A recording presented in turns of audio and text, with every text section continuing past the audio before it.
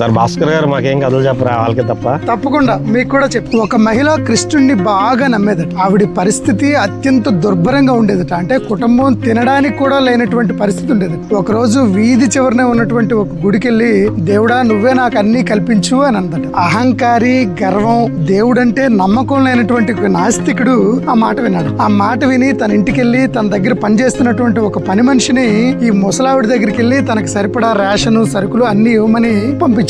పంపించి ఎవరిచ్చారు అని అడిగితే సాతాను పంపించాడు, అంటే రాక్షసుడు పంపించాడు, దేవుడు కాదు అని చెప్పమన్నాడట. చెప్పినట్టుగానే ఆ పని మనిషి వెళ్ళి సరుకులన్నీ తీసుకొని కావాల్సినటువంటి వంట చేసి పిల్లలకి వెంటనే పెట్టిందట. ఈ పని మనిషి అడిగాడట, ఎవరిచ్చారని ఏం అడగలేదు అని అన్నాడట. ఎవరిచ్చారో నాకెందుకు, నేనైతే దేవుడికి అడిగాను, దేవుడే గనక తలుచుకుంటే సాతానైనా పంపిస్తాడు అని అన్నది.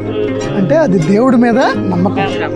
ఇప్పుడు మనకి నమ్మకం ఉంటే దేవుడు ఎలాగైనా పంపిస్తాడు. కథ బాగుందా? చాలా బాగుందండి. Thank you. చాలా బాగుంది.